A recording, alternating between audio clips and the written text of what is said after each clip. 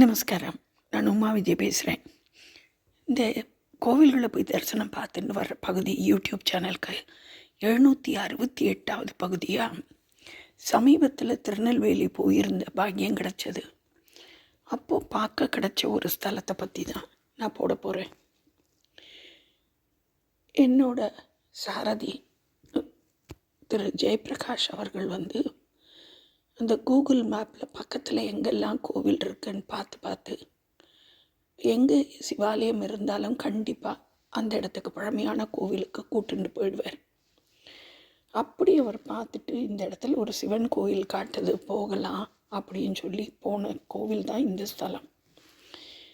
இந்த ஊரோட பேரே வித்தியாசமாக இருந்தது. நயினாரகரம் அப்படின்ட்டு இருந்தது. ஒருவேளை நைனான்னா தெலுங்கு பேசுகிறவா இருப்பாளோ அப்படின்னு நினச்சிட்டு அந்த கோவிலுக்கு அந்த ஊருக்குள்ளே போனோம். போனால் அந்த ஊரை சுற்றி வர பசுமையான மரங்கள், தென்னை மரங்கள், வாழை மரங்கள் எல்லாம் நிறைய, எல்லாருமே விவசாய பூமியாக இருந்திருக்கு. இந்த ஊர் பசுமையாக இருந்தது. இந்த ஊரோட கிழக்கு பாகத்தில் இருந்த ஈசனோட ஆலயம் போகலான்னு சொல்லி போனால் தான் தெரிஞ்சது அந்த கோவில் இந்து அறநிலைத்துறை கீழே இருக்கிறபடியா ஒரு கால பூஜை திட்டத்தில் இருக்குது. அந்த கோவில் குலசேகர மன்னனால் கட்டப்பட்ட கோவில் அப்படின்னு சொல்லி, அந்த கோவில் பெரிய கோவிலாக இருந்திருக்கணும் ஆதி காலத்தில். அந்த கோவிலோட வரலாறையே எடுத்துகிட்டு அடுத்த பதிவில் நான் போடுறேன். அந்த கோவிலோட வளாகத்திலேயே, பெரிய வளாகத்திலேயே மேற்க பார்த்து இருந்த சுவாமியை பார்க்குற பாக்கியம் தான் கிடச்சிது. அந்த மேற்க பார்த்து இருந்த சுவாமி வேறு யாரும் இல்லை, ஐயப்பன், ஐயனார் சொல்லக்கூடிய ஐயப்பன். இந்த ஐயப்பனோட கோவிலில் நான் சாயங்காலம் போயிருந்தபோது திரு கண்ணன்கிறவர் இருந்தார். அவர் மூலியமாக தெரிஞ்சின்ற விஷயம், அதுக்கப்புறமா அவர்கிட்டேருந்து பேசி அறிஞ்ச விஷயங்கள் எல்லாத்தையும் தானே இந்த பதிவில் நான் உங்களோட பகிர்ந்துக்க போகிறேன். இந்த கோவில் எங்கே இருக்குன்னா திருநெல்வேலியில் தென்காசி மாவட்டத்தில் கடையநல்லூர் வட்டத்தில் இருக்கக்கூடிய ஒரு ஊராட்சி தான் நயினாரகரம் அப்படிங்கிறது. இந்த நயினாரகரம்ங்கிறது நாயினார் அப்படின்னாக்க ரொம்ப மதிப்புக்குரியவர், எல்லாருக்கும் நன்மையை செய்கிறவர், பெரியவர் அப்படின்னு அர்த்தமும், சிவனோட பக்தர்களையும் நயினார்னு சொல்லுவான்ட்டும் வலைப்பூலேருந்து தெரிஞ்சிட்டேன். அப்படியான நயினார்கள் வாழ்ந்த அகரம் இது. அதனால் நயினார் அகரம் அப்படிங்கிறது இன்னைக்கு நயினாரகரம் அப்படின்னு ஒன்றா சேர்த்து அழைக்கப்படுறது. அப்படி இங்கே வாழ்ந்தவா என்ன மாதிரி மதிப்புக்குறிவாளாக இருந்தா அப்படின்னு பார்த்தேன்னாக்க, ஆதி காலத்தில் இந்த இடம் ஃபுல்லாகவே வேத பண்டிதர்கள், அந்தணர்கள்லாம் வாழ்ந்த அக்ரகாரமாக இருந்திருக்கு. இவன் அத்தனை பேருமே நித்தியபடி யாகங்கள், ஹோமங்கள்லாம் செஞ்சிரு பூஜை பண்ணி இருந்திருக்கா. இதெல்லாம் நடந்தது ஒரு 500 வருஷத்துக்கு முன்னாடி நடந்த விஷயத்தை நான் சொல்கிறேன் உங்களுக்கு. அப்போது அந்த காலத்துலலாம் அவிர்வாகம் அந்த அக்னியில் அந்தந்த தேவதைகளுக்கு உண்டானதை தேவதைகள் வாங்கிப்பா.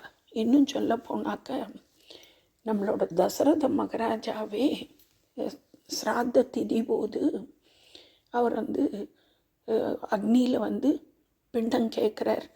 அப்புறம் ராமரும் லக்ஷ்மணரும் குளிக்க போனவா வரல, நாழி ஆயிடுதுன்னு சொல்லிட்டு சீதாதேவி பிண்டம் கொடுத்துட்றா. அதுக்கப்புறம் லக்ஷ்மணர் எங்கள் அப்பாவுக்கு இன்னும் பிண்டம் நீ பண்ணி வைக்கலையா அப்படின்னு சொல்லும்போது அந்த பகுலா நதி கிட்ட, அந்த இதில் கங்கை கிட்ட வாரணாசியில், அப்போ இல்லை இந்த மாதிரி நான் அப்பா வந்து வாங்கிட்டு போயிட்டாருன்னா அவர் நம்பலை. அதுலேருந்து தான் பித்ருக்கள் வந்து அக்னியில் வர்றதில்லை அப்படின்ட்டும், அதுக்கப்புறமா பொம்மநாட்டுகள் ஆவிர்வாகம் இல்லை பிண்டங்கள் கொடுக்கறதில்ல, ஆம்பளைல் மூலியமாக தான் கொடுப்பான்ட்டும் ஒரு கதை இருக்குது. அந்த மாதிரி ஆதி காலத்தில் ஆவிர்வாகம் வாங்கிறதுக்கு தேவதைகள் எல்லாரும் அக்னியில் வந்துட்டுருப்பாளாம். அப்போது இந்த பக்கத்தில் இருந்த மாட தேவதைகள்னா சக்தி வாய்ந்த காவல் தெய்வங்கள். உதாரணத்துக்கு சொன்னோன்னா இசக்கி மாடன், சுடலை மாடன், மாயாண்டி, முப்பலி மாடசாமி அப்படின்ட்டுலாம் இருப்பா. அவள் எல்லாரும் வந்து சின்ன சின்ன சிறு தெய்வங்கள்னு சொல்லக்கூடியவா, ஆனால் ஊருக்கு சக்தி வாய்ந்த காவல் தெய்வங்கள். இவாள்லாம் என்ன பண்ணிடுறாளாம், இந்த வேத மந்திரங்கள் முடித்து யாகங்கள் முடித்ததுக்கப்புறமா ஆவிர்வாகம்னு போது இவாள்லாம் நேரில் வந்து வாங்க ஆரம்பிச்சிட்டாளாம். இவாளோட சக்திகள் வந்து ரொம்ப அதிகமாக இருந்ததுனால பூஜை பண்ணுறவா எல்லோரும் அவள் தொந்தரவு பண்ணுறா, ரொம்ப பயமாக இருக்குது, உக்ரகமாக இருக்கான்னு சொல்லிட்டு ஆரியங்காவை ஐயப்பன்ட்டு போய் வேண்டிக்கிறாளாம். உடனே ஆரியங்காவை ஐயப்பன் வந்து அவரே பூதங்களுக்கெல்லாம் நாதர், அவர் பூதநாதராக பூதங்களுக்கு தலைவராக இந்த ஸ்தலத்தில் நானே வந்து இருக்கேன்னு சொல்லிட்டு இங்கே வந்து அருள் பாலிக்கிறார். எப்படின்னா, வலது காலை கீழே தொங்க போட்டுண்டு இடது காலை மடித்து வச்சுண்டு இடது கையால் அந்த இடது கால் முட்டி மேலே வச்சுட்ட மாதிரி ரொம்ப அழகாக பிரம்மச்சாரி கோலத்தில் இருந்து நமக்கு அருள் பாலிக்கிறார். என்னத்தினால பிரம்மச்சாரிங்கிறத நான் அழுத்தமாக சொல்கிறேன்னா, திருநெல்வேலி பகுதியில் நிறைய திருநெல்வேலியை பூர்வீகமாக கொண்டவா நிறையா பேருக்கு வந்து தர்மசாஸ்தா தான் குலதெய்வமாக இருப்பாள். அந்த குலதெய்வத்தில் இருக்கிற எல்லா தர்மசாஸ்தா, முக்காவாசி தர்மசாஸ்தா கோவிலில் அவர் வந்து தன்னோட துணைவிகளான பூர்ண புஷ்கலையோடு சேர்ந்து தான் இருப்பார். ஆனால் இந்த ஸ்தலத்தில் பிரம்மச்சாரியா அவர் வந்து ஒரு காலை தொங்க விட்டுண்டு உட்கார்ந்த கோலத்தில் நமக்கு அருள் பாலிச்சுட்டுருக்கார். இந்த சாஸ்தாவோட பேரும் வந்து வித்தியாசமாக இருந்தது.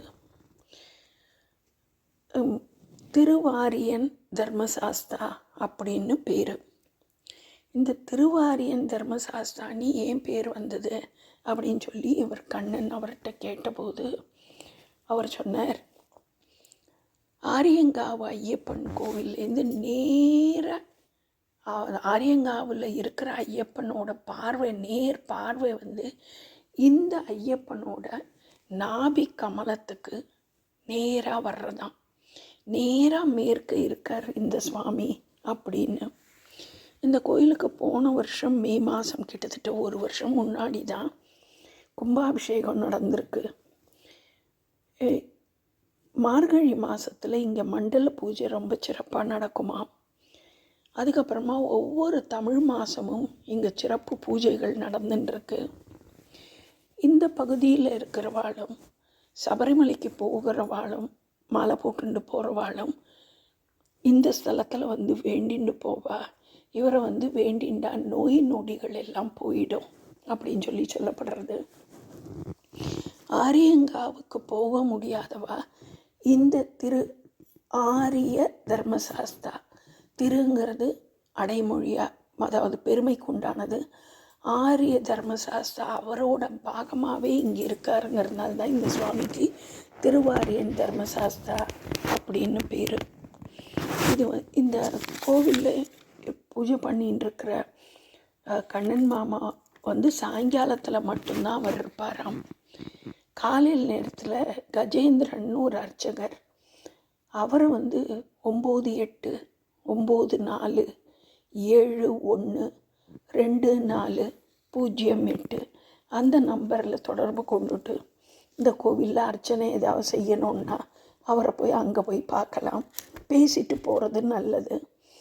அதே மாதிரி சாயங்கால நேரத்தில் போகணும் அப்படின்னு நினைக்கிறவா இந்த கண்ணன் மாமாங்கிறவரை நீங்கள் தொடர்பு கொள்ளலாம். இவர் வந்து வேறு வேலையும் பண்ணிகிட்டு இருக்கார். ஆனால் கோவிலில் சாயங்காலத்தில் போய் சுவாமிக்கு தீபம் ஏற்றி நைவேத்தியம் பண்ணிவிட்டு சாயங்காலத்தில் 7:30 வரைக்கும் அங்கே இருக்கார். இருந்துட்டு அவர் போகிறார். அவரோட அலைபேசி எண் வந்து 971558874 இன்னொரு தடவை சொல்கிறேன். கண்ணன் மாமாவோடது 9715588747. அதுவே காலையில் நேரத்தில் போய் பூஜைகளுக்கு எதுக்காவது வேகணும், நீங்கள் அந்த நேரத்துக்கு தான் போக போகிறீங்கனாக்க கஜேந்திரன் மாமாங்கிறவரை 9894712408 இந்த அலைபேசி எண்ணில் தொடர்பு கொண்டு போய் கண்டிப்பாக பார்க்க வேண்டிய ஸ்தலம். சின்ன கோவிலாக இருந்தாலும் ரொம்ப அருமையாக இருக்குது. சுவாமிக்கு ஏற்ற மாதிரி அவரோட வாகனமான யானையும் இருக்கிறதையும் பார்க்க முடிஞ்சது. 500 வருஷம் பழமையான கோவிலை பார்த்த சந்தோஷத்தோடு அன்றைக்கி சாயங்காலம் நாங்கள் அடுத்த கோவிலுக்கு போனோம். இந்த வீடியோ பிடிச்சிருந்ததுன்னா லைக் பண்ணுங்க, கமெண்ட் பண்ணுங்க, ஷேர் பண்ணுங்க. நமஸ்காரம்.